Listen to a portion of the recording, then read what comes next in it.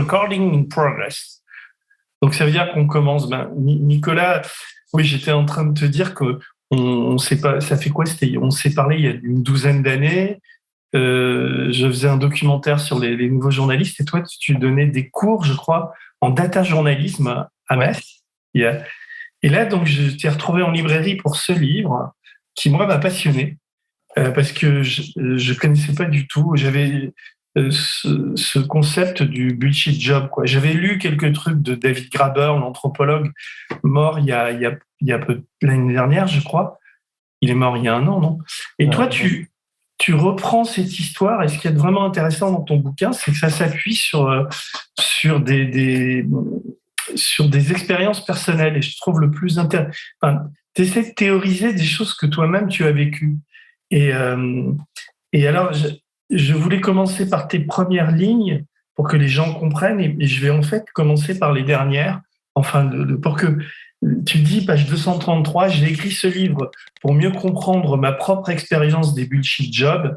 Je voulais arrêter de m'énerver chaque fois qu'on me demandait de produire un document de reporting que personne ne lirait, ou quand je rédigeais un dossier de subvention, où je promettais que mon travail aurait des effets fantastiques exigés par l'appel à projet, en sachant très bien que ce ne serait jamais le cas. En cela, je n'ai pas tout à fait réussi. Dans ce genre de situation, je sens toujours un profond découragement, doublé de rage et d'humiliation, quand on est confronté à son propre bullshit job ou une tâche particulièrement inutile dans un boulot qui reste valorisant par ailleurs. On a plusieurs solutions, on peut, etc., etc. Et toi, la solution que tu as eue, c'est d'écrire ce livre. Et en fait, je pense qu'il va pas suffire qu'on se parle ou qu'on lise le livre pour véritablement comprendre le sens profond de ce que c'est un bullshit job. Mais un bullshit job, excuse-moi. Mais ce qui apparaît quand même, c'est que la société est capable de ça, quoi. Enfin, toi, tu as discerné le début de cette bullshit job au début des années 60. Et puis, ça a pris une ampleur absolument considérable. Donc, en gros, un bullshit job, c'est un boulot qui sert à rien, où les gens sont payés pour ne rien faire. Mais tout ça, c'est une sorte de volonté du système. Pas forcément libérale, d'ailleurs. C'est ce que tu expliques dans le bouquin.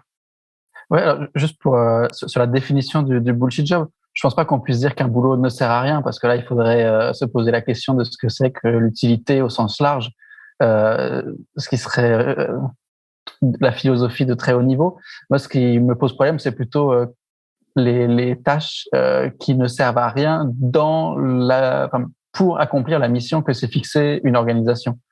Donc, ça reste très très précis, quoi. C'est quelque chose d'assez mesurable. Et effectivement, c'est une expérience que j'ai eue à de très très nombreuses reprises, et je pense qu'on est des millions dans ce cas à devoir, dans le cadre de notre travail salarié, ou même quand on est indépendant, devoir faire des tâches dont on a beaucoup de mal à comprendre en quoi elles ont un quelconque intérêt pour l'organisation. Tu dis, ça commence comme ça, un jour de juillet 2018, je reçois un email de Mona. Elle travaille pour une agence d'aide au développement et me propose un job. Ça tombe bien, j'en cherche un à ce moment-là. L'agence en question est un mastodonte de l'aide au développement. Elle est spécialisée dans les médias, entreprises publiques dépendant presque totalement du gouvernement. Elle emploie plus de 300 personnes. On me propose de mettre sur pied un programme de formation en journalisme de données, une spécialité qui réunit la programmation informatique, la statistique et le journalisme.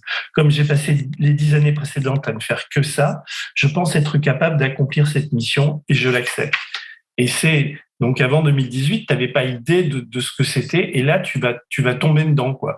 Tu vas faire un truc. Quand je dis qu'il sert à rien, évidemment, ça peut servir, tu l'expliques bien dans le bouquin, ça peut servir à consolider le pouvoir d'un patron. Je me contrefiche de savoir s'ils sont couverts. Ne me parlez pas de leur couverture. Dites-moi comment la compagnie peut faire des profits. Dites-moi comment c'est possible quand vous faites des chèques à tous les Léon Lapoise et Salis et pas de bol qui se lamentent au téléphone.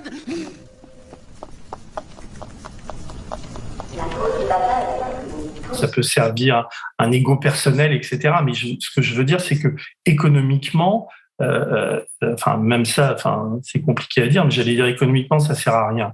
Enfin c'est un poids mort dans l'économie d'une entreprise, mais ça a une utilité économique quand même. C'est ça qu'on comprend pas bien. Par rapport à la mission, donc là pour cet exemple-là, donc on a une agence de développement dont la mission c'est de développer les médias dans le monde, et on me donne pour mission de créer, enfin de former des multiplicatrices et multiplicateurs de journalisme de données. Pourquoi pas, avec un budget de 300 000 euros, ce qui est pas ridicule, mais en même temps c'est pas vraiment suffisant pour transformer le journalisme dans le monde. Et pourquoi pas faire un petit projet et aider, donc en l'occurrence une quinzaine de journalistes, c'est très bien. Ce que je trouve très intéressant, c'est que dans le cadre de ce projet en particulier, mais c'est quelque chose qu'on retrouve ailleurs aussi, on est obligé de prétendre que les petites choses qu'on fait vont avoir des effets absolument fantastiques. Donc là, en l'occurrence, on était censé transformer le journalisme d'investigation dans une quinzaine de pays, ce qui est complètement absurde. Il aurait mieux valu dire voilà, on va aider la carrière d'une dizaine de personnes, de journalistes, et puis c'est tout. Et alors, reprenons, parce que dans le bouquin, tu n'es pas, à mon sens, pas suffisamment précis sur ce job-là. Qui paye? Donc toi, tu es embauché, donc c'est des subventions européennes, si j'ai bien compris. Alors là, non, je peux pas non plus être trop précis parce que sinon je risque de me faire attaquer en diffamation, ce dont j'ai pas. Alors, essaie qu'on comprenne le business derrière le business, mais sans me donner de nom, mais qui voilà, paye. C'est un projet très classique pour ceux et celles qui ont déjà travaillé dans l'aide au développement, et c'est horriblement compliqué. Parce que c'est quasiment que de l'argent public dont on parle. Mais là, en l'occurrence, c'était une entreprise de droit privé qui reçoit de l'argent public, qui a financé ce projet-là, qui devait être fait par une autre entreprise publique de droit encore particulier. Et là encore, on est en plein dans le bullshit, puisque au final, c'est que de l'argent public. Sauf que au lieu de voir le ministère qui directement donne l'argent et vérifie comment il est utilisé, on a au moins 3 entités, puisqu'on a le ministère qui donne l'argent à la première entité qui le redonne à la suivante. Donc on imagine la quantité de rapports qu'il a fallu produire et de réunions qu'il a fallu faire, alors qu'au final c'est uniquement de l'argent public. Et en fait, la mission est vouée à l'échec dès le départ. Voué à l'échec, oui, parce que... C'est quoi un démultiplicateur de journalisme? Exactement, c'est ça. On utilise des mots, donc multiplicateur de journalisme de données. Je veux bien, mais ça veut rien dire. Et là encore, c'est très bien d'utiliser des buzzwords et des grandes phrases pour faire des rapports. Ouais, beaucoup d'anglicisme tout le temps, évidemment. Là, en plus, il fallait utiliser du blended learning. Encore une fois, si on cherche blended learning, on s'aperçoit assez vite que c'est un terme, un concept lui aussi très très flou. Et donc quand on met tout ensemble, je sais pas, ça veut dire blended learning. On peut traduire par apprentissage hybride, mais déjà ça serait donner trop de précision au concept qui, en anglais, est extrêmement flou. Et sachant que pendant la mission, on a uniquement utilisé le mot en anglais, on l'a jamais traduit. Pourquoi pas utiliser des buzzwords? Ça peut être utile. Mais ce qui était particulièrement intéressant dans cette mission, c'est que quand j'en parlais à mes collègues ensuite en disant les mecs et les femmes, on va arrêter d'utiliser ces buzzwords puis on va faire quelque chose de concret.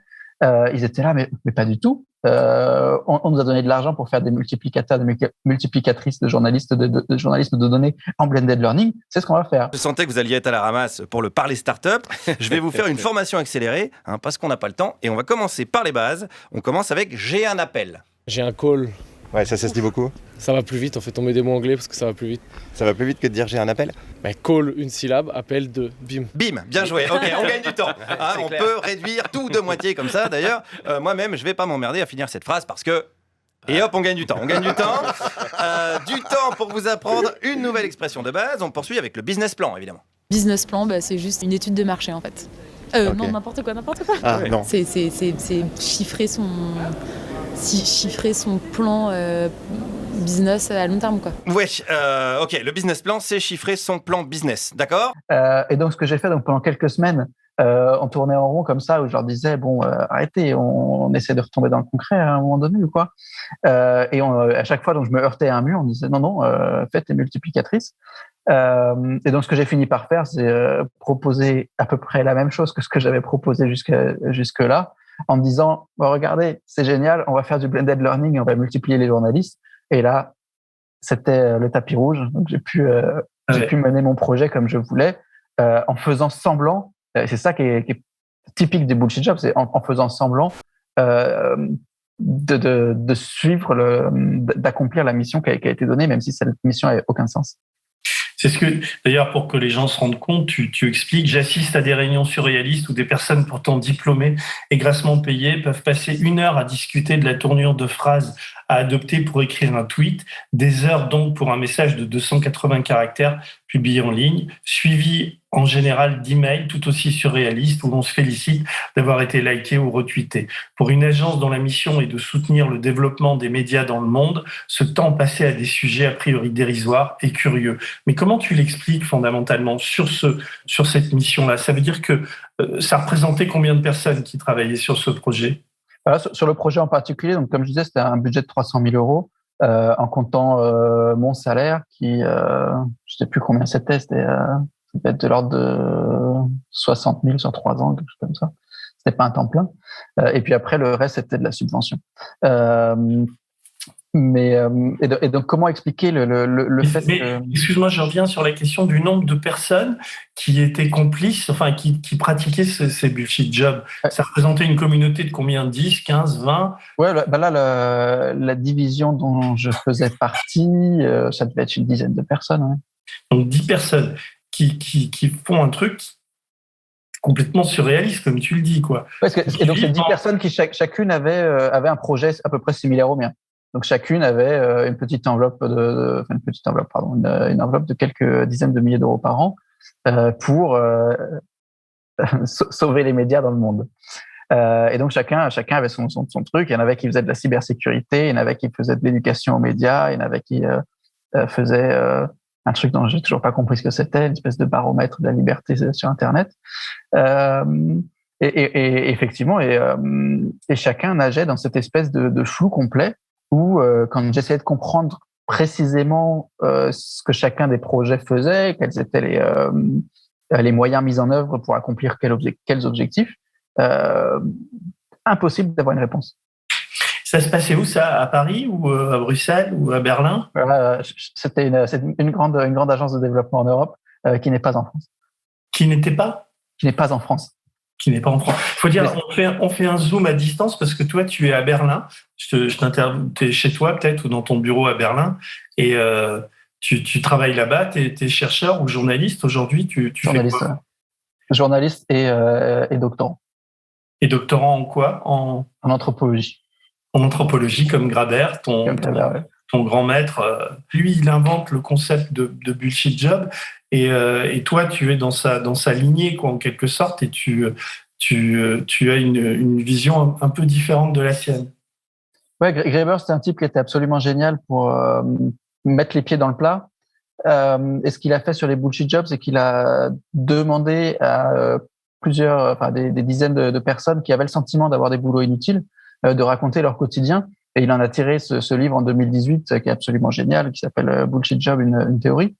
Mais le problème de Graeber, de son concept de bullshit job, c'est qu'il tourne un peu sur lui-même, puisqu'il considère que toute personne qui considère avoir un boulot qui ne sert à rien a un bullshit job. Et moi, ce que j'ai constaté dans ma vie professionnelle, c'est qu'il y avait plein de gens qui avaient des boulots inutiles dans le cadre de la mission que s'est donnée une organisation, mais qui n'étaient pas au courant, qui n'étaient soit pas intéressés pour creuser et savoir si leur boulot était utile ou pas, soit qui s'en moquaient complètement parce que leur boulot, c'était purement quelque chose d'alimentaire. Donc pour moi, ça me paraît plus intéressant de penser le bullshit job comme étant une tâche qui n'apporte rien à l'organisation pour accomplir la mission de l'organisation, plutôt que de parler de sens du travail, ce qui par ailleurs a été très très bien traité par les sociologues du travail. D'accord. Et alors, pour en revenir à ce que tu disais tout à l'heure, là, donc comment je reprends ton job là, ou le job que tu faisais de data journalisme autour de le démultiplicateur de journalisme. Donc tu disais, vous êtes une dizaine ou une douzaine ou une quinzaine à avoir des missions différentes avec des budgets, etc. Et donc vous êtes recruté par j'imagine, des recruteurs. Au-dessus de vous, il y a un N+1 ou un N+2, 3, etc. Et chacune de ces personnes, ça signifie que pour que le système fonctionne, chacune de ces personnes doit entretenir une sorte de mensonge permanent en faisant comme si c'était la réalité, alors que toi, tu te dis, mais on n'est pas dans la réalité. Enfin, il y a quelque chose de difficilement compréhensible. Essaie de te mettre dans la peau de quelqu'un qui regarde en ce moment l'émission, mais qui se dit, mais de quoi ils sont en train de parler là ? Comment c'est possible qu'une organisation puisse, à ce point, générer ce type de fonctionnement complètement psychiatrique, en quelque sorte ? C'est ça que je trouve fascinant dans de très nombreuses organisations aujourd'hui, c'est que tout le monde est plus ou moins conscient de l'inanité des tâches accomplies, mais pourtant on fait semblant et donc on joue un rôle. Et moi, ça me fait toujours penser au conte qui s'appelle Les Nouveaux Habits de l'Empereur de Andersen. Le roi nu. Ouais, c'est ça, le roi tout nu. Donc, pour ceux et celles qui connaissent pas, c'est deux tisserands qui proposent à un roi un habit magique qui n'est visible que par les personnes intelligentes. Et donc, évidemment, le roi se balade tout nu, mais tout le monde, de peur de passer pour quelqu'un d'idiot, dit que le roi a des habits magnifiques. Et pour moi, c'est exactement la situation dans laquelle on se trouve dans de très nombreuses organisations où justement on sait plus ou moins que les tâches effectuées ne servent pas les objectifs de l'organisation, mais pourtant on prétend l'inverse à coup donc de rapports. C'est particulièrement visible dans le développement international, dans le développement durable, mais on le retrouve à différents niveaux quasiment partout. Ton bouquin s'appelle Imposture à temps complet, donc ça signifie. Est-ce que toi, dans l'expérience que tu as eue, qui a duré 18 mois, non ? C'est ça, dans ce job tu as cette expérience qui sert un peu de fil rouge au bouquin, ça a effectivement duré 18 mois, mais le problème, c'est que j'en ai eu plein d'autres, des expériences similaires. Non, mais tu te dis, mais est-ce que parce que ça t'en parle pas tellement dans le bouquin, c'est une question que je me suis posée, c'est cette idée que tout le monde est détaché de la réalité et que d'ailleurs on appelle ça bullshit job aussi parce que il y a comment dire, buller, c'est aussi tromper quoi. Il y a l'idée de tromper, c'est l'idée du mensonge permanent. Est-ce qu'il y a des moments de lucidité ou des apartés ou à la pause café des gens ou en dehors du job qui te disent bon, ok, on sait qu'on fait de la merde, que ça sert à rien, mais on continue pour gagner de l'argent et puis on s'en fout quoi. Arrête de te poser des questions. Est-ce que c'est ça qui fonctionne ou est-ce que ça provoque aussi ou en même temps du malaise, des maladies professionnelles ou parce qu'il y a un déni de réalité quand même dans ce que tu racontes. Après, je me suis pas trop penché sur le côté clinique du problème, mais effectivement dans ce genre de milieu, quand on rencontre quelqu'un qui est un peu lucide et qui accepte d'en parler, c'est une bulle d'oxygène. Et par exemple, donc j'ai fait beaucoup d'aide au développement dans ma carrière parce que ça paye bien. Et donc l'aide au développement, concrètement, ça veut dire on prend l'avion pour aller dans un pays beaucoup plus pauvre que les pays européens, grassement payé, pour aller faire cours pendant une semaine à des journalistes dans un pays dont on n'est absolument pas spécialiste. Donc c'est un effet, comment dire, c'est très limité ce qu'on peut atteindre en faisant ça. Et une fois, en discutant avec un autre formateur, ce qu'il m'a dit, c'est bah oui, évidemment que ça sert à rien, mais au moins on peut tisser un réseau, faire des connaissances dans les pays dans lesquels on va, et ça, de fil en aiguille, éventuellement, ça peut arriver à quelque chose de pas complètement nul au final. Mais ce genre de réflexion est extrêmement rare, malheureusement. Ouais, tout au début du bouquin, d'ailleurs, sur les anglicismes, c'est assez marrant parce que tu tu en cites beaucoup. D'ailleurs, si tu pouvais les définir, ils sont assez marrants. Tu dis qu'il fallait absolument avoir une approche human-centric. C'est quoi une approche human-centric? Donc une approche centrée sur l'humain en français, là on peut le traduire mot à mot, mais là encore ça veut strictement rien dire. Parce que pour essayer de définir ce genre de mots, on pourrait essayer de définir l'inverse, de chercher l'inverse. Qu'est-ce que ce serait que l'inverse? Donc une approche centrée sur les animaux, centrée sur la machine, centrée sur on sait pas quoi, et ces espèces de mots à la mode, il y en a plein et malheureusement personne tu cherche parles à aussi les comprendre. Des stakeholders qui doivent être empowered. Alors ça veut dire quoi? Comment tu le traduis? Donc les stakeholders en français, c'est j'ai même oublié alors que c'est un mot qu'on utilise tout le temps. Les parties prenantes, pardon. Les parties prenantes. Donc ça, c'est censé être donc les personnes qui ont un lien quelconque avec un projet. Là encore, ça peut être les financeurs comme les personnes qui seront qui verront les conséquences du projet. Mais dans les dossiers qu'on remplit, c'est jamais défini. Ils doivent être entraînés à commencer par les low-hanging fruits. Low-hanging fruit, là aussi, les personnes qui travaillent dans le développement le reconnaîtront. Ça veut dire les fruits qui sont faciles à atteindre. Et ça signifie les tâches que l'on peut mettre en place relativement facilement pour obtenir un résultat. Il y a un moment donné, tu parles de consultants qui sont payés 1 000 € par jour pour rédiger des rapports que personne ne lit. Et il y a cette idée de Graeber qui dit le sens du travail compense la perte de revenus. Tu peux expliquer un peu ça?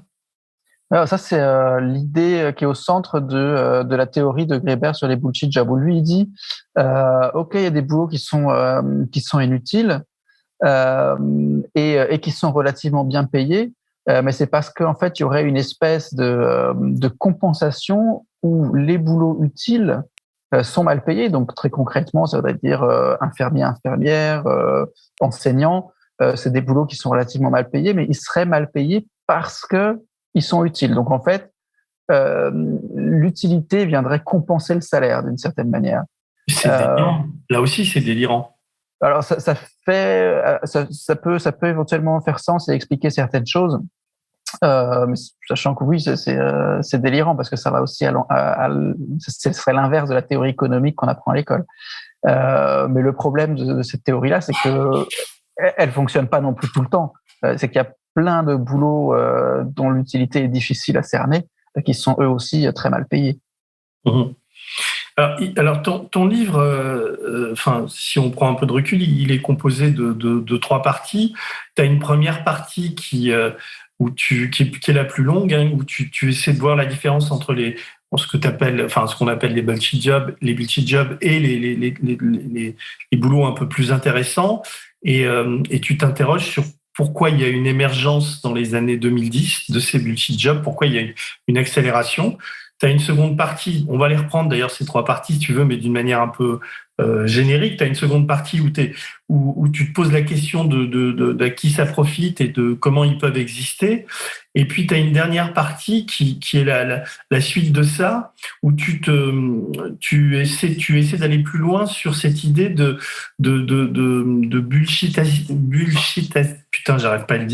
bullshitisation de ces travaux, et tu vois comme une évolution de la société qui va vers ça, quoi. À la fois les fonctionnaires, à la fois dans le privé, etc. Et tu essaies de répondre à la question de qui profite le crime. Mais je reste un petit peu sur ma faim, parce que si tu me fais découvrir l'ampleur des dégâts et du phénomène, je ferme le livre. C'est pour ça que je suis content d'en parler. On est loin l'un de l'autre, mais de près avec toi. C'est le sens profond de tout ça, quoi. Enfin, et j'avoue que peut-être je l'ai pas lu suffisamment attentivement, mais je reste un peu sur ma faim là-dessus. Est-ce qu'on peut reprendre ces 3 étapes, et est-ce que d'une manière lancinante, est-ce que tu peux répondre à cette question du sens profond de tout ça? Ça te va comme programme? Ouais, bien sûr. Donc ouais, pourquoi ils émergent dans les années 2010, ces jobs? Pour moi, ils émergent pas vraiment, c'est plutôt qu'ils s'accélèrent. Surtout, ils deviennent visibles parce que si on regarde les témoignages d'employés depuis le début du salariat, donc depuis le dernier tiers, depuis la généralisation du salariat à la fin du 19e siècle, on s'aperçoit que quasiment tout le temps, il y a eu plein de gens pour dénoncer l'absurdité du travail. Il y a des exemples qu'on connaît tous, par exemple le film Les temps modernes de Charlie Chaplin.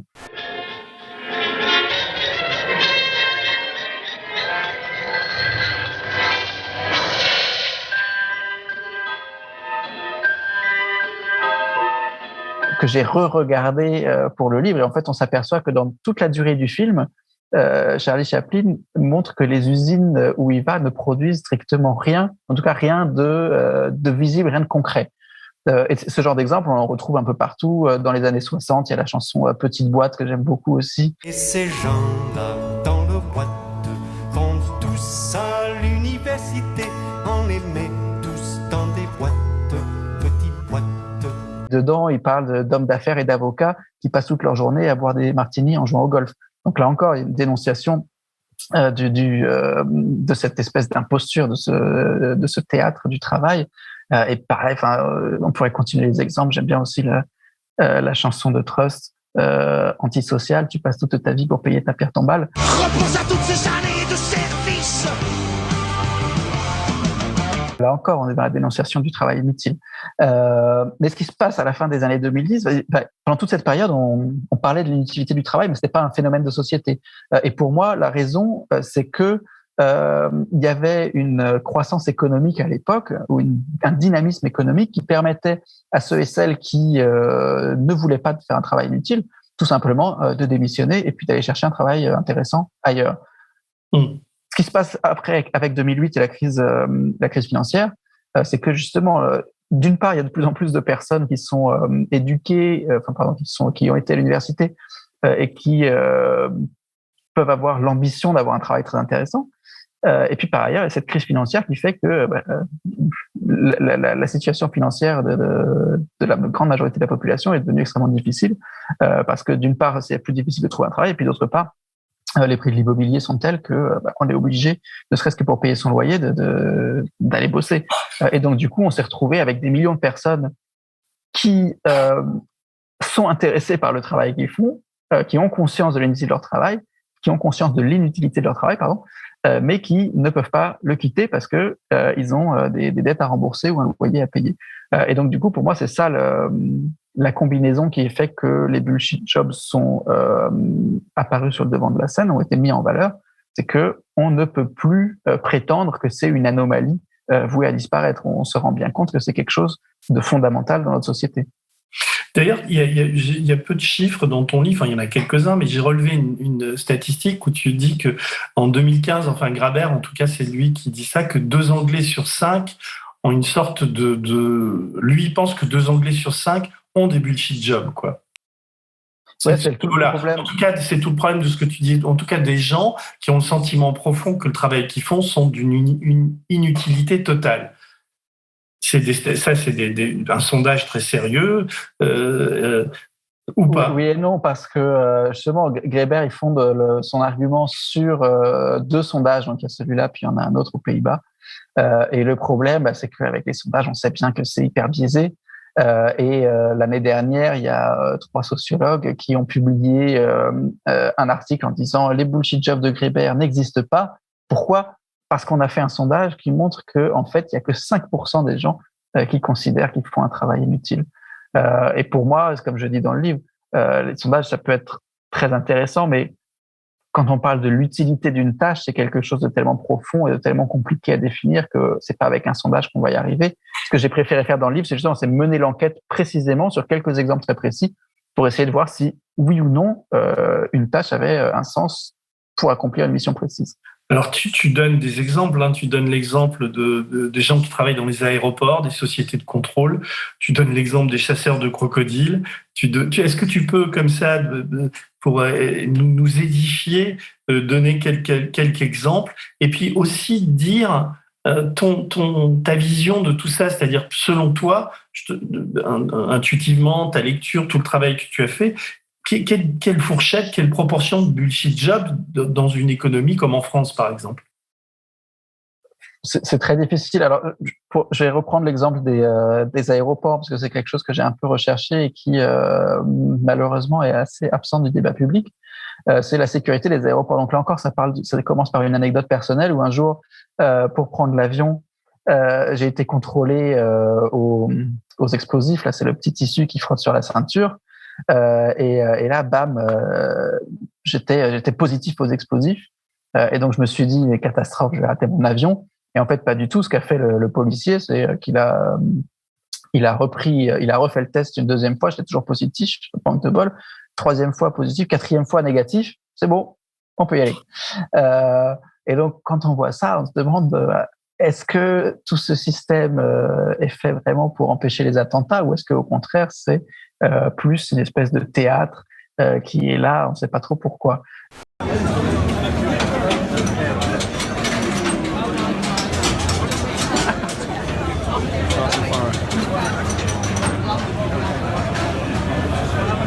Et en effet, quand on commence à creuser là-dessus, on s'aperçoit que oui, les contrôles aéroportuaires, il y a très peu de chances qu'ils aient pour qu'ils aient empêché un quelconque attentat. Juste quelques faits. Aux États-Unis, il y a des équipes qui s'appellent les Red Teams, qui sont chargées par l'administration fédérale des transports de tester les contrôles aéroportuaires. Et les deux enquêtes qu'ils ont fait et qui ont fuité dans la presse ont montré que quasiment 9 fois sur 10, ces Red Teams arrivaient à faire passer des armes en salle d'embarquement.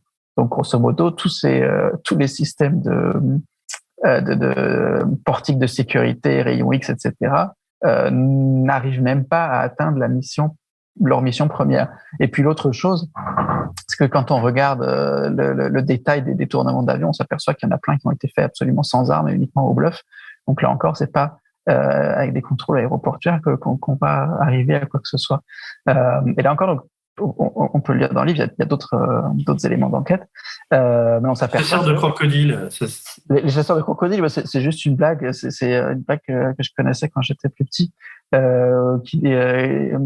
ou sur les bords du Rhin ou quelque part en Europe. Il y a un fermier qui toutes les nuits part à la chasse aux crocodiles et sa voisine lui demande mais pourquoi tu fais ça? Il n'y a pas de crocodile en Europe. Et le fermier lui répond c'est bien la preuve que ma chasse est efficace, les crocodiles n'osent pas venir ici. Mais je trouve que c'est la meilleure définition du bullshit job. Ça, c'est pour ça. On est complètement dans l'absurde, dans le théâtre. Et ça, c'est exactement la même chose dans les contrôles aéroportuaires où c'est pas qu'il n'y a pas de terroristes, c'est simplement que les terroristes arriveront à terroriser qu'il y ait des contrôles ou pas. Et c'est pas en démultipliant les contrôles que ça change quoi que ce soit. Tu t'en prends aussi aux charlatans de l'intelligence artificielle. C'est un nid à bullshit job, ça aussi. Ouais, là aussi, alors ça c'est un domaine que je connais assez bien parce que je suis journaliste spécialisé dans le domaine depuis plusieurs années. Où là encore, il y a plein d'entreprises qui prétendent utiliser l'intelligence artificielle. Alors là encore, c'est jamais vraiment défini et qui prétendent obtenir des résultats fantastiques. Par exemple, qu'est-ce que j'ai vu récemment qu'on allait déterminer votre intelligence en analysant votre photo grâce à l'intelligence artificielle. Évidemment, c'est complètement absurde et on sait depuis des décennies que ce genre de recherche relève de la charlatanerie. Et pourtant, il y a des entreprises qui achètent ce genre de service, alors qu'on sait que ça sert à rien. En te lisant, j'ai pensé, tu parlais d'intelligence artificielle, j'ai pensé à BlackRock et à Larry Fink. Tu vois ce qu'est BlackRock, le plus gros fonds américain, et ils ont créé une intelligence artificielle qui s'appelle Aladdin, qui vendent très très cher à leurs clients en lui octroyant des vertus prédictives. Et alors qu'en fait, il y a des tas de gens qui disent qu'Aladin, c'est une espèce de banque de données, mais ça prédit rien du tout, quoi. Donc, et là, t'as des tas d'informaticiens qui vont pondre des rapports, etc. Mais à l'échelle mondiale, quoi, ça représente des milliers de bullshit jobs, quoi. Mais parce qu'à la tête de ça, t'as un type qui s'appelle Larry Fink, mais là, ça a du sens parce qu'il est bien obligé de vendre très cher à ses clients des choses dont ces gens-là vont croire que ça peut servir à quelque chose alors que ça sert à rien. C'est un peu ça, non, une des clés. Ouais, tout à fait. Et c'est particulièrement intéressant l'exemple que tu cites. Alors, je me prononcerai pas sur Adam parce que j'ai pas enquêté dessus, et que peut-être que qu'ils arrivent effectivement à atteindre les résultats qu'ils prétendent obtenir. Mais ce qui est intéressant, c'est que dans le domaine de l'intelligence artificielle, il y a plein d'informaticiens fraîchement émoulus de leur école d'ingénieurs qui n'ont jamais étudié l'histoire, ni la sociologie, ni la psychologie, et qui sont persuadés d'être dans le vrai. Ils sont persuadés que leurs programmes informatiques, qui sont en réalité relativement simples, si c'est des inférences automatiques, ils sont persuadés que ça permet effectivement de prédire le futur, alors que n'importe qui a fait un petit peu de sociologie connaît tous les biais de ce genre de raisonnement. Donc on est bien dans des situations où des personnes qui se pensent hyper compétentes font des choses dont l'utilité n'est pas vérifiée, sans en avoir conscience. Donc, on voit l'intérêt de ne pas utiliser la définition de Kleber. Et alors, quand on essaie d'aller un peu loin et de rechercher l'explication de tout ça, tout à l'heure, on parlait de ton job où tu disais que ça reposait sur beaucoup d'argent public. On en arrive évidemment aux politiques. Tout à l'heure, je parlais de Larry Fink et de ces bullshit jobs dans le domaine de l'intelligence artificielle, mais dans un cas comme le tien, c'est lié à des aides au développement, des choses comme ça. Donc, ça veut dire que les hommes politiques et les femmes politiques en Europe ou en Occident, en tout cas, peut-être même en Afrique d'ailleurs, je ne sais pas si on a étudié les bullshit jobs en Afrique, mais dans des dictatures, ça doit fonctionner aussi beaucoup, le font pour consolider leur place, pour faire croire que. Et donc il y a toute une chaîne qui s'installe, mais à la tête de celle-ci se trouve le politique. C'est une bonne question de savoir si c'est toujours le politique qui est. Pas toujours, mais en tout cas, c'est clair que les bullshit jobs, pour une grosse part d'entre eux, servent à soit à créer un théâtre de toutes pièces, donc comme la sécurité, les contrôles aéroportuaires, où vraiment c'est un théâtre de la sécurité, c'est pas moi qui le dis, c'est de plusieurs experts sur le sujet. Et dans le développement, c'est la même chose. On crée des grosses administrations, des grosses entreprises qui sont chargées d'aider des pays pauvres à devenir riches.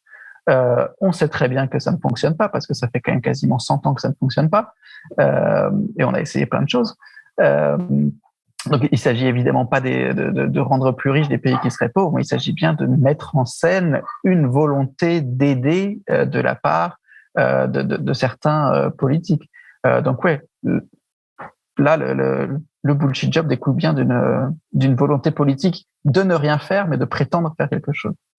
Est-ce que selon toi, le macronisme en France, on a vu le scandale McKinsey qui produit des rapports inutiles, on est là dans une sorte de quintessence du bullshit job qui est surpayé, mais est-ce que cette société néolibérale, en tout cas qui s'est accélérée sous Macron dans le rapport au travail, tout ce qui est il y a eu le Covid et tout ça, mais il y a quand même des tentatives fortes d'allonger l'âge de la retraite, etc., et d'allonger le temps du travail, etc. Est-ce que tu dirais que le macronisme est un accélérateur de bullshit job? Ouais, dans la mesure où il y a plusieurs choses dans le macronisme qui sont intéressantes à évoquer. On a d'une part la destruction d'institutions, que ce soit l'hôpital, l'école, l'université, des institutions qui permettaient justement d'avoir un cadre dans lequel travailler. Et quand ces institutions disparaissent, ça devient beaucoup plus difficile de faire son boulot.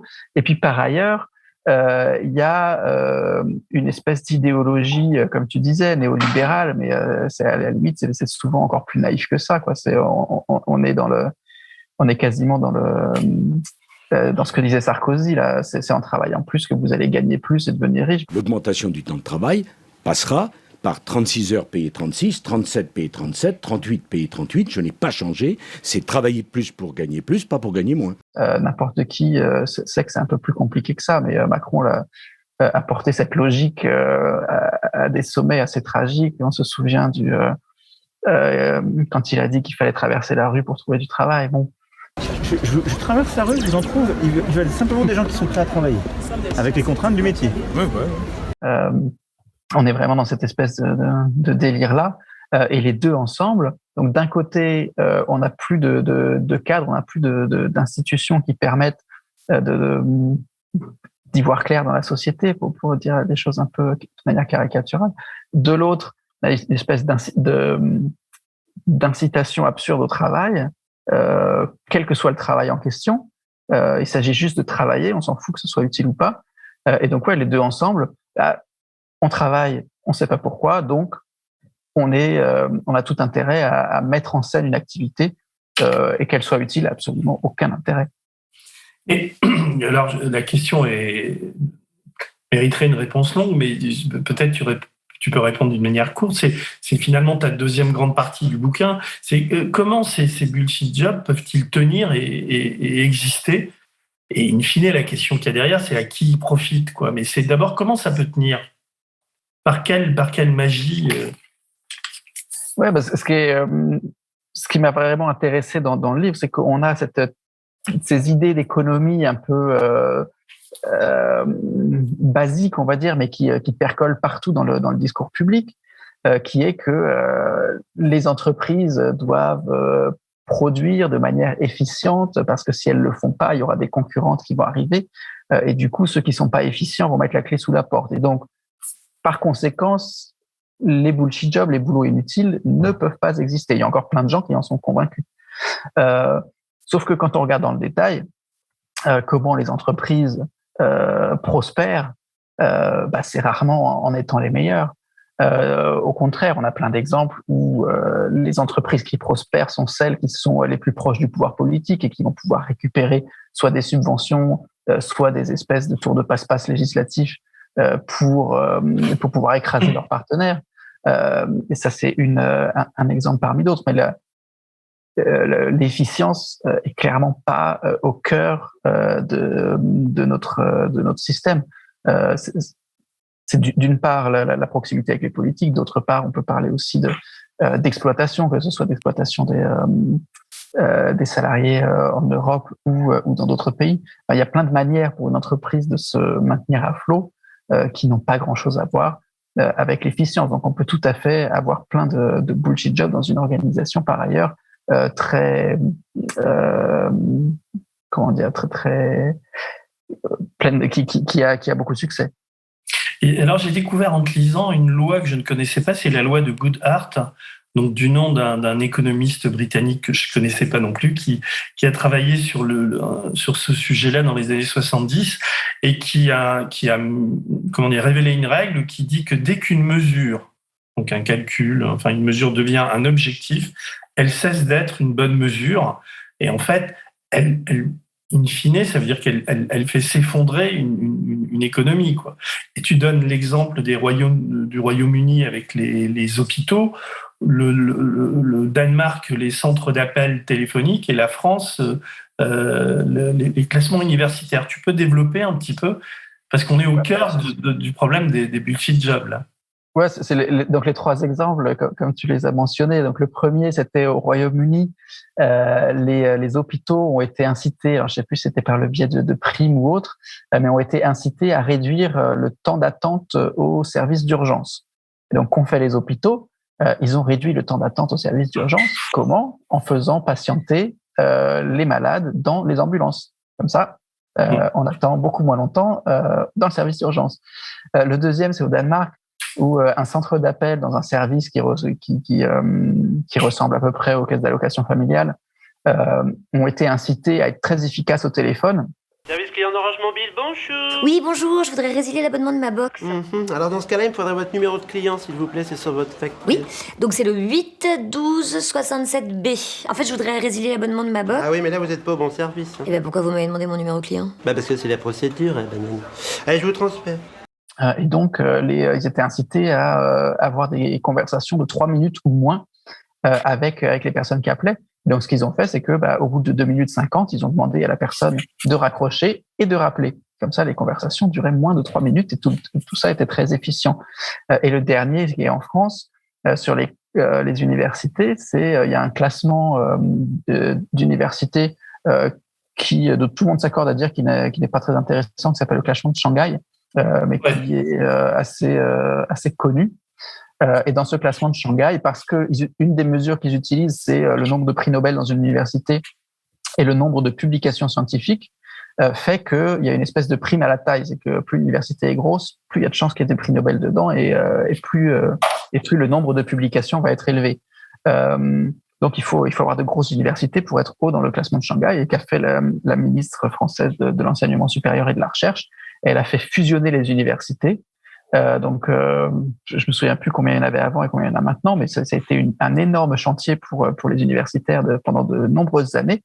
Et effectivement, maintenant, on a des universités qui sont plus hauts dans le classement de Shanghai. C'est super.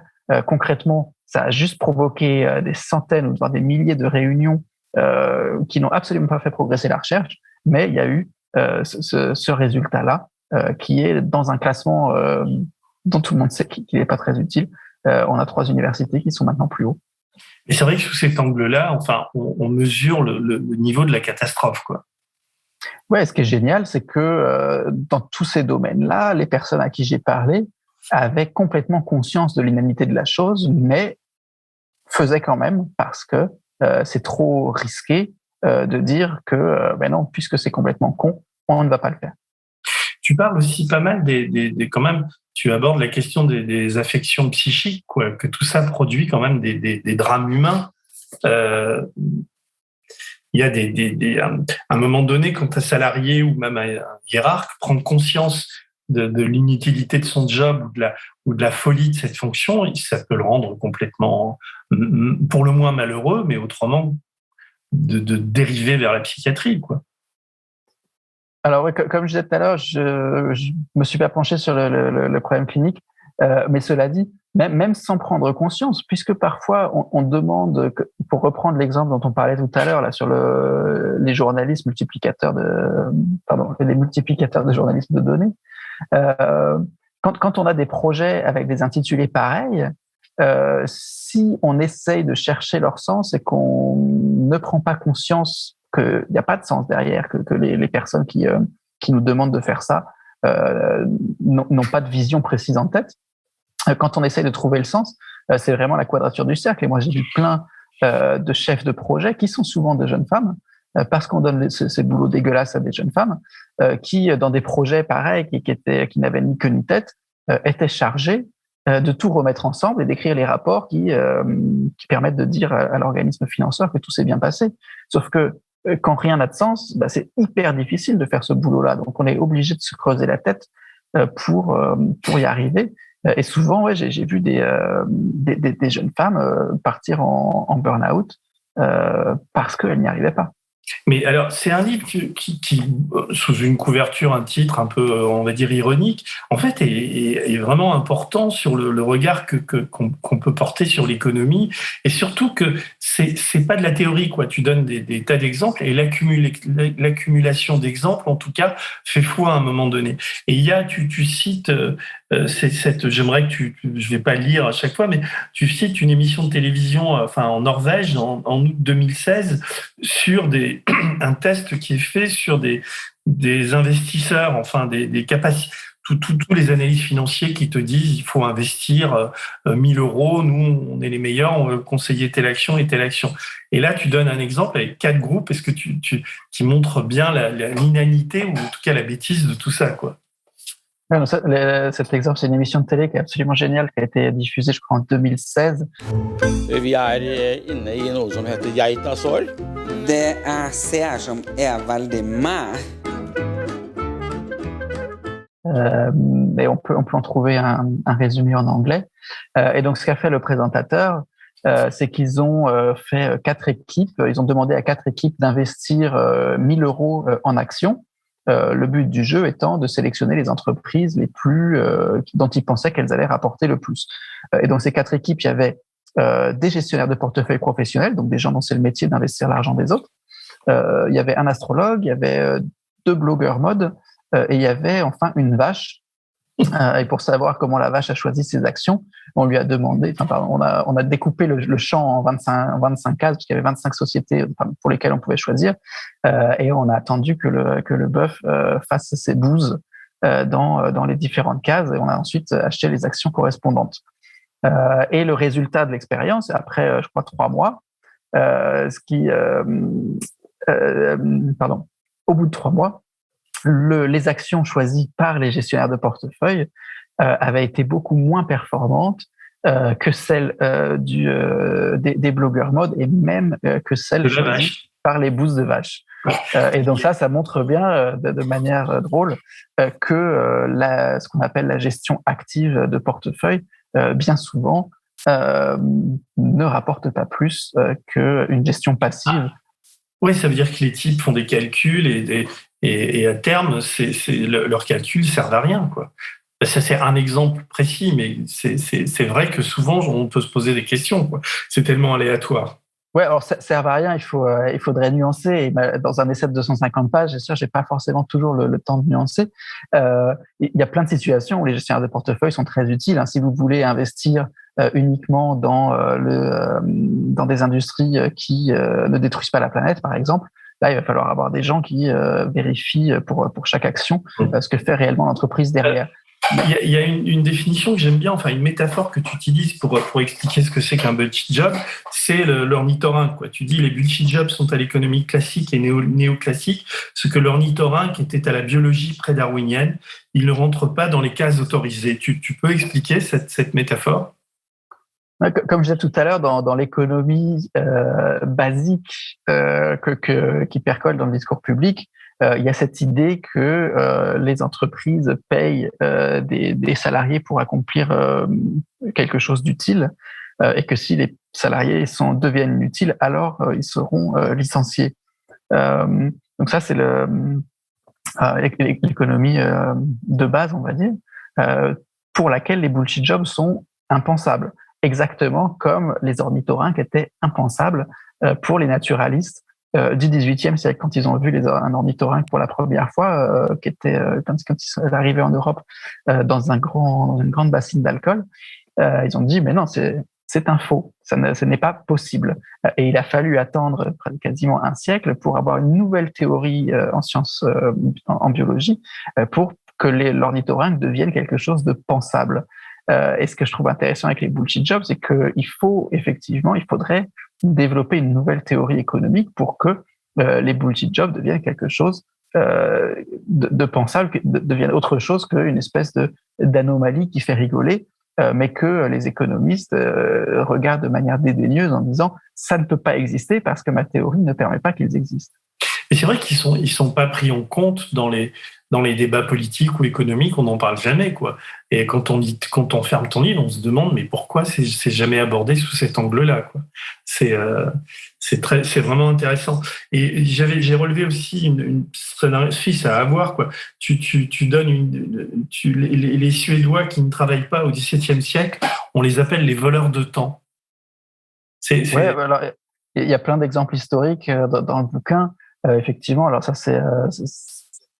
sort d'un bouquin qui s'appelle What is Work, qui est aussi très intéressant. Cette espèce de centralité du travail dans la société, c'est quelque chose qui date alors plutôt du XVIIIe siècle, mais on en retrouve des exemples avant, où tous les membres de la société subissent une espèce d'injonction à travailler, quel que soit le travail. Et c'est pour ça qu'on se retrouve dans des cas où des gens font des travaux complètement inutiles, parce que travailler, c'est plus important que de se poser la question, que de faire quelque chose de concret. Alors, tout à l'heure, je te parlais des politiques, et j'ai relevé page 116, quand tu hiérarchises quand même les problèmes, et tu écris « Le seul problème est politique ». Diminuer le temps travaillé remettrait en question la centralité du travail. On ne pourrait plus le regarder comme un instrument d'émancipation, pour reprendre les mots de François Hollande. Il faudrait remplacer le travail par autre chose, et bien peu de politiciens ou politiciennes osent l'envisager.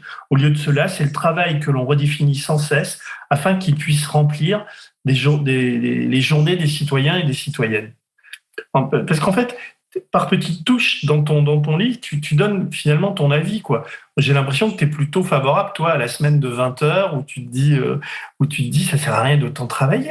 Si tu prends la proportion des bullshit jobs qui servent à rien, les sociétés aujourd'hui produisent tellement que le temps de travail, travailler autant est une absurdité totale. Et on le comprend très très bien c'est une des vertus du livre. En le refermant, on se dit putain, mais il a raison, quoi. S'il y a autant mais on mesure pas l'ampleur du phénomène, quoi. C'est pour ça que d'ailleurs, ça fait 2 mois qu'on doit faire cette émission ensemble.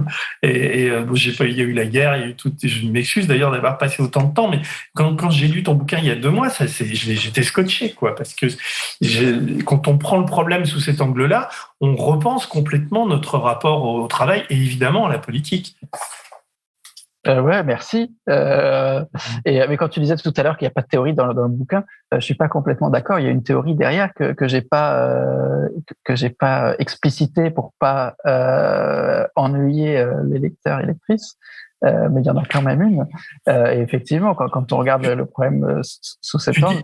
Excuse-moi, tu dis, tu pourras m'expliquer après. Tu dis en gros que toutes les théories économiques, toi, du haut de ton doctorat en anthropologie donc t'es pas un immense chercheur ou un immense philosophe très connu, etc. Mais quand même, tu balances, tu dis les théories économiques sont obsolètes. Non, c'est pas les théories économiques.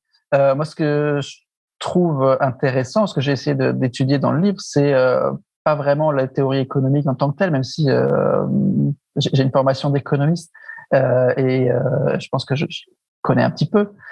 C'est plus l'économie en tant que sens commun. C'est l'économie dont on parle dans les médias. Voilà, je vais te lire et j'aimerais que tu approfondisses ça.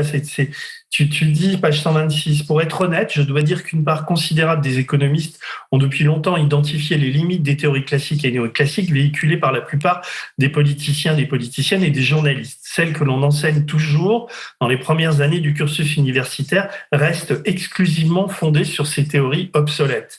Pourquoi continuer à propager ce cadre de pensée que l'on sait erroné ? C'est ce que je voulais te dire. Ouais. Non, tout à fait. Mais c'est ça qui est hyper intéressant aussi. C'est que ça fait depuis, grosso modo, le début des années 70 que les économistes professionnels admettent en tout cas les limites de la théorie économique classique et néoclassique. Mais pourtant, ça fait 50 ans que ce discours-là, qui est porté par les économistes professionnels, n'atteint pas le débat public. Je veux dire, dans le débat public, on parle toujours, par exemple, de marché du travail, alors que si vous parlez à un économiste de marché du travail, elle va vous pointer du doigt toutes les limites qu'il y a derrière cette notion, parce que oui, le travail ne s'achète pas et ne se vend pas comme un kilo de farine. C'est plutôt ça que je voulais dire. Et par ailleurs, quand on regarde dans l'histoire de l'économie, il y a plein d'économistes qui ont pensé de manière très différente de Adam Smith, David Ricardo et les autres dont on parle encore au cours d'économie aujourd'hui. Je pense notamment à Friedrich List ou à Thorstein Veblen, dont je parle dans oui, tu en parles beaucoup. Ouais. C'est des économistes qui, à l'époque, donc en l'occurrence fin du 19e siècle, étaient très connus et on opposait Adam Smith à Friedrich List, par exemple. Et aujourd'hui, ils ont complètement disparu du débat public. Et c'est ça que je trouve vachement intéressant, comment l'économie, qui est une science comme toutes les autres, hyper intéressante, et je prétends pas être expert là-dessus, mais comment tous les éléments intéressants de l'économie ont été évacués du débat public pour en garder qu'une espèce de moelle qui est en fait le degré zéro de l'économie néoclassique. Ce que tu veux dire, c'est que si je résume en disant que l'économisme est finalement une idéologie, c'est un peu ça l'idée. L'idéologie en question, c'est le néolibéralisme. Hein. Ouais. Y a pas de mystère, mais qu'il a encore et pas les racines de sciences économiques du néolibéralisme sont hyper fines. Il y en a quasiment pas. Mais tous les grands médias, tout le monde, il y a toujours une rubrique économie, quelqu'un qui va te sortir une théorie basée sur la montée des prix, l'inflation, etc. Et en fait, tout ça masque quand même une réalité où si tu traites du rapport au travail, elle est très différente si on essaie d'approcher la réalité, le prendre par le biais économique et pas le bon chemin. En tout cas, ces économistes-là sont, d'après toi, hein, d'après ce que je lis, et c'est assez convaincant, reposent sur des données qui sont un peu obsolètes. Oui, tout à fait. Et je dirais même que c'est même pas les économistes aujourd'hui, les universitaires ont largement dépassé ces débats-là. Le problème, c'est plus dans les pages économie des quotidiens ou dans certains think tanks, etc., ou chez certains politiciens, où il y a encore cette espèce de vision un peu simpliste, image d'Épinal de l'économie qui domine, alors qu'on sait très bien qu'elle est fausse. Alors, dans la deuxième partie du livre, ta chute, tu poses la question de à qui profitent les bullshit jobs, et tu dis en premier lieu aux personnes qui occupent ces bullshit jobs, puisqu'ils sont payés, quoi. Ils permettent de légitimer leur position sociale, leur revenu. Mais plus on descend l'échelle sociale, plus il devient difficile d'obtenir un bullshit job. C'est intéressant je veux dire, c'est pas surprenant quand on a lu le livre, mais c'est surprenant peut-être pour quelqu'un qui nous occupe. Alors, sans reprendre toute l'argumentation de cette partie du livre, si on part du principe que les bullshit jobs, c'est vraiment du théâtre où on fait semblant de faire quelque chose de super utile, alors qu'en réalité, on ne sait pas trop à quoi ça sert. Toute cette dimension théâtrale, elle n'est pas donnée à tout le monde. N'importe qui ne peut pas arriver dans une salle de réunion, dans une tour de la Défense, et faire un PowerPoint sur les stakeholders, les low-hanging fruit et human-centric. Il faut quand même un certain bagage pour être convaincant quand on sort ces âneries. Et c'est pour ça que les bullshit jobs sont beaucoup plus faciles d'accès pour des personnes qui ont fait certains cursus universitaires ou même qui ont une certaine apparence. Un mec blanc de 35 ans, bien habillé, passe beaucoup mieux pour faire un PowerPoint sur les stakeholders human-centric qu'une personne racisée et pauvre, c'est clair. Non, mais on est d'accord. Et on rejoint la théorie de Graeber qui dit que le salaire est une manière de compenser l'utilité d'un job, ce qui semblait un peu compliqué à comprendre, mais ce que tu dis, enfin toi t'es pas tellement d'accord avec ça, mais en même temps l'explication que tu donnes est assez convaincante. Tu dis d'ailleurs au contraire, ces jobs faiblement rémunérés, ils le sont parce qu'ils sont réservés aux personnes des groupes les plus inférieurs socialement. Pour elles, obtenir un bullshit job est quasiment impossible. Elles n'ont pas d'autre choix que de faire des métiers utiles. Tu ajoutes, même si les bullshit jobs bénéficient à celles et ceux qui les occupent, je ne peux pas arrêter ici mon enquête. Avoir conscience d'occuper un bullshit job et ne pas pouvoir le quitter est une expérience atroce qui peut mener à la dépression, à l'épuisement professionnel.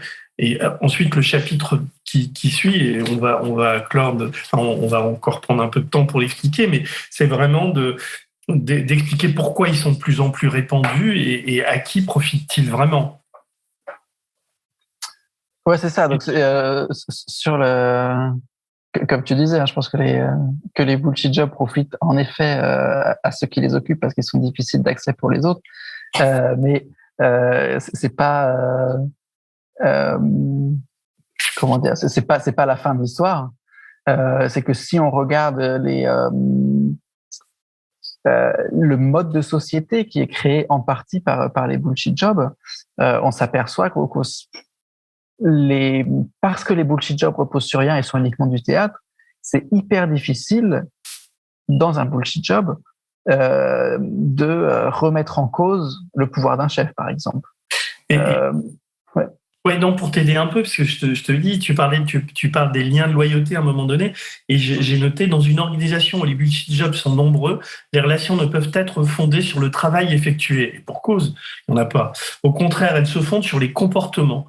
Le comportement considéré comme adéquat n'est pas celui qui permettra d'atteindre les objectifs de l'organisation, puisqu'il n'y en a pas, mais de se faire bien voir des chefs. Il s'agit de montrer que l'on est loyal, que l'on soutient ses supérieurs et qu'on s'enfonce dans cette espèce de projet complètement vaporeux qui quelque part n'existe pas, quoi. Ouais, tout à fait. Si une organisation a une mission claire et que les personnes qui y travaillent savent ce qu'elles font, si un chef dit de faire quelque chose qui n'est pas bien pour l'organisation, les subordonnés peuvent dire attention, c'est pas bien. Ça, ce genre de situation peut tout à fait arriver. Mais quand on est dans une organisation qui ne produit rien tangible, et que tous les employés font semblant de produire quelque chose de réel. Donc, on parlait tout à l'heure de la sécurité aéroportuaire, c'est à peu près ça. Tout le monde fait semblant de faire de la sécurité, alors que la réalité est bien plus complexe. Et ben dans ces cas-là, il n'y a absolument aucun moyen de remettre en cause les relations de pouvoir, puisque ces relations de pouvoir ne sont fondées que sur elles-mêmes, d'une certaine manière. Il n'y a rien de concret qui permet de les justifier. Alors, ce qu'il y a d'assez marrant, c'est que tu dis, ils ont quand même un truc, c'est que, d'ailleurs, quand il n'y a plus d'idées, il y a toujours la réforme. Donc, dans ces sociétés où on pratique le multi-job, il y a à un moment donné, quand ça patine, quand vraiment les types se rendent compte que ça sert à rien ce qu'ils font, hop, il faut réformer. Donc, ils changent les hiérarchies, ils changent de projet, etc. Ils vont chercher un autre projet tout aussi vaporeux et le système perdure. Oui, tout à fait. Et là encore, c'est quelque chose que nous sommes des millions à avoir déjà senti personnellement. On parlait tout à l'heure des universités qui fusionnent. C'est exactement ça. Plutôt que de mettre en place un système qui permettrait aux universitaires de faire de la recherche, on a fait une réforme qui occupe énormément de gens. Il y a certainement des consultants qui ont dû gagner plusieurs centaines de milliers d'euros dans l'affaire, mais l'utilité de la chose n'est claire pour personne. Il s'agit simplement de faire faire quelque chose, en particulier aux personnes en situation de pouvoir. Donc, concrètement, ça veut dire qu'il faut que les petits chefs aient quelque chose à faire, sinon on s'apercevrait qu'ils servent à rien. Alors, je te lis, page 189, ça m'a amusé cette remarque. Au sein d'une organisation, les multi-jobs sont un formidable moyen de conserver le pouvoir. Pour les plus haut placés, c'est une assurance tout risque. En occupant un multi-job, un e-manager n'aura jamais à craindre l'incompétence puisque celle-ci ne peut être définie. Faire une erreur professionnelle n'est pas non plus envisageable tant que la loyauté envers ses chefs ne faiblit pas, puisque rien d'autre que leur opinion n'est juge de son travail. Ouais, on est. Alors, tu donnes l'exemple. On va encore prendre celui-là. C'est sur les questions de certification. Et ça aussi, c'est encore un truc. On va travailler sur des certifications. Tu donnes l'exemple. Tu cites un exemple au Québec aussi, et tu parles d'Unilever. Est-ce que tu peux en parler un tout petit peu avant de conclure? Ouais, sur les certifications, on est là encore dans une espèce de théâtre gigantesque. Donc la certification dont je parle, sur laquelle j'ai enquêté un petit peu, c'est la certification ISO 14001, qui est censée, si vous tapez dans un moteur de recherche certification ISO 14001, vous allez tomber sur une page avec un enfant qui serre un arbre dans ses bras en disant que cette certification permet d'aider l'environnement et c'est absolument génial, on va sauver la planète. Mais si on regarde dans le détail, ce que fait cette certification, c'est en fait un questionnaire d'environ 70 questions où il n'est absolument pas question d'environnement ou de pollution, mais il s'agit simplement de certifier que l'entreprise a un système de gestion du risque environnemental. Tout ça décliné sur 70 questions. Et il y a effectivement un scientifique au Canada qui a mené l'enquête sur des usines de papier au Québec et qui a montré que les émissions de polluants en réalité étaient supérieures dans les entreprises certifiées ISO 14001. Ouais, on frise, c'est du délire, quoi. Et tu dis que tu parles de l'État mafia et tu dis à quel point l'État, les fonctionnaires, l'administration est complice aujourd'hui de ces systèmes et tu cites l'exemple de cette loi qui a été votée le 28 juin 2001 dans l'indifférence quasi générale en France. Tu peux nous en dire un mot? Ça serait assez long. La loi en question, c'est la loi... La loi LOLF, ouais. Ouais, c'est ça. La loi de finances organique qui a grosso modo complètement modifié la manière dont fonctionnait l'État, dont fonctionnait la dépense de l'État. Et pour faire court, on est dans une espèce de...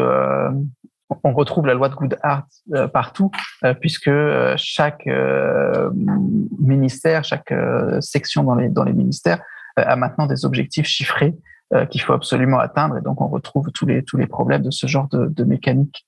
Mais ce que je voulais dire avec l'État mafia, c'est plutôt que lorsque les personnes qui sont chargées de l'État, donc les fonctions régaliennes, la justice, la police, etc., quand ces personnes-là ont le sentiment d'avoir des bullshit jobs, Et là encore, il y a pas mal d'études dans la justice qui montrent que de plus en plus, il y a une espèce de managérialisation de la justice. On l'a vu en France avec la disparition petit à petit des cours d'assises qui sont remplacées par des... pardon, j'ai oublié le nom. Pas les cours d'assises, oui, les tribunaux, le recentrage des tribunaux. Mais mais c'est même le concept de cour d'assises est remplacé par ils veulent que ce soit des magistrats professionnels et plus des jurys populaires. Et puis des jurys. Et ça, c'est par mesure d'efficience, d'économie, on retrouve tout le discours managérial classique. Et ce que je trouve intéressant, c'est de se poser la question, qu'est-ce qui se passe une fois que tous les piliers de l'État ont le sentiment d'avoir des bullshit jobs? Ça veut dire que l'État ne repose plus sur des institutions et sur des règles parce que c'est trop concret, mais au contraire que le pouvoir au sein de l'État ne circule plus que sur des relations interpersonnelles. Et ça a été vu par plein de gens, mais qui parlent en général de féodalisme ou de néo-féodalisme. Pour moi, c'est absolument pas une bonne métaphore. Il vaut bien mieux parler d'un système qui existe aujourd'hui et dont on sait à peu près comment il marche. Et ce système, c'est la mafia, où il n'y a pas d'institution et où tout repose sur des liens de personne à personne. D'ailleurs, tu dis, à un moment donné, tu as cette phrase, je cite de mémoire, tu dis les bullshit jobs sont le premier catalyseur de l'État mafia. Tu peux expliquer pourquoi? Ouais, alors, c'est cette idée d'État mafia ou de féodalisation, c'est quelque chose qui a été observé, identifié depuis une dizaine d'années par plein de gens. Et les bullshit jobs sont pas la cause du problème. La cause du problème, on la connaît, hein, c'est le néolibéralisme, la destruction des institutions, l'augmentation des inégalités. Mais ce que je trouve intéressant avec les bullshit jobs, c'est que c'est quelque chose qui nous concerne tous, parce qu'on est tous susceptibles d'avoir des tâches qui servent à rien dans notre travail, mais qui permet, à cause de ces mécanismes où en jouant la comédie, finalement, on renforce le pouvoir interpersonnel et on contribue à détruire les institutions. Et donc, via les bullshit jobs, on contribue à la mise en place de cet État mafia, même à un niveau extrêmement simple, même en étant simplement un salarié lambda. Là, tu fais plus un bullshit job en ce moment. Tu as changé de job ou tu en fais toujours un peu? Je peux pas me prononcer sur la question parce qu'encore une fois, je voudrais pas prendre le risque de diffamer mon employeur. D'accord. Non, mais je veux dire, tu as changé d'employeur. Tu es toujours dans... Ouais, je suis plus dans l'employeur dont je parle dans le bouquin, ça c'est sûr. Mais donc, ça veut dire que toi, tu peux encaisser les bullshit jobs. Maintenant que tu as une expérience, tu es caréné, tu as écrit ton bouquin, tu peux le vivre assez légèrement, à titre personnel? À titre personnel, je pense que c'est une fois qu'on accepte que le roi est nu, on peut choisir de le dire ou pas, mais en tout cas, la vie professionnelle devient beaucoup plus simple et beaucoup plus agréable, ça c'est sûr. Tu es passé par des moments de déprime ou de malaise? Clairement, ouais, il y a des projets, alors dont je parle pas forcément dans le bouquin, mais des projets auxquels je tenais énormément, qui se sont écrasés sur le sol très violemment parce que justement des chefs disaient que c'était nul, alors que moi je trouvais que c'était vachement bien, pour des raisons,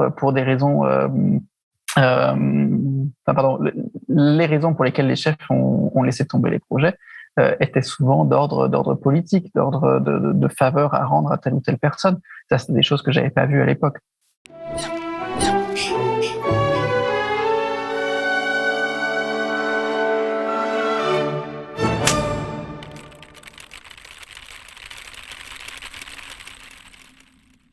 Donc, à la fin de ton livre, donc cette conclusion, tu dis « En attendant, si vous occupez un bullshit job, je vous invite à utiliser votre temps de travail inutile pour lire, voire écrire les utopies qui permettront le monde de demain, un monde où nous ne serons plus obligés de justifier notre activité par notre prétendue production, un monde avec du bullshit, oui, mais sans bullshit job. » C'est ta chute. Et ce que j'essaye de dire par là, depuis la sortie du livre, on me demande souvent mais comment faire en fait pour supprimer les bullshit jobs et faire en sorte que tout le monde ait un boulot intéressant. Et je réponds tout le temps mais c'est pas le problème. Les bullshit jobs sont tellement systémiques que c'est pas avec 2-3 mesurettes qu'on va en venir à bout. Il faut au contraire prendre le temps de travailler sur la durée pour changer les problèmes fondamentaux d'une société qui font que des millions d'entre nous sont bloqués dans des bullshit jobs. Et c'est vrai que depuis que le livre est sorti, tu te rends compte qu'il y a de plus en plus de gens qui vous reconnaissez entre bullshit jobbers là. Il y a plein de gens qui ne peuvent pas l'admettre parce qu'ils sont beaucoup trop bien payés pour admettre que leur travail ne sert à rien, donc ils sont obligés de continuer à jouer la comédie. Et effectivement, je reçois plein de mails et ça me fait extrêmement plaisir de gens qui me disent que ça correspond bien, que ce qu'ils ont lu correspond bien à leur expérience professionnelle. En tout cas, moi, je peux te dire qu'à Blast, j'ai beau chercher, c'est pas un bullshit job, quoi. C'est un job à 100%, tu vois, mais ça permet de parler de livres comme le tien. Et alors, nous, on aurait besoin des subventions des bullshit jobs, quoi. Il faudrait qu'on fasse un peu plus de bullshit jobs pour ramasser de l'argent, quoi. Mais on va continuer comme on peut à faire notre boulot. Et peut-être même qu'on travaillera ensemble si tu veux redevenir journaliste et nous aider en data journalisme. Ça me ferait plaisir en tout cas de poursuivre avec toi. Pas. Je te remercie beaucoup pour cet entretien qui m'a mis du temps à le faire, mais t'es pas à Paris, t'es à Berlin, et merci surtout pour ce livre. J'invite vraiment les gens à lire ça, Imposture à temps complet, et surtout les politiques, quoi. Parce que si on veut changer le monde, il faut commencer par réfléchir à ça, quoi, et réduire le temps de travail et décroître, non ? Oui, tout à fait. Voilà, d'accord. Merci beaucoup.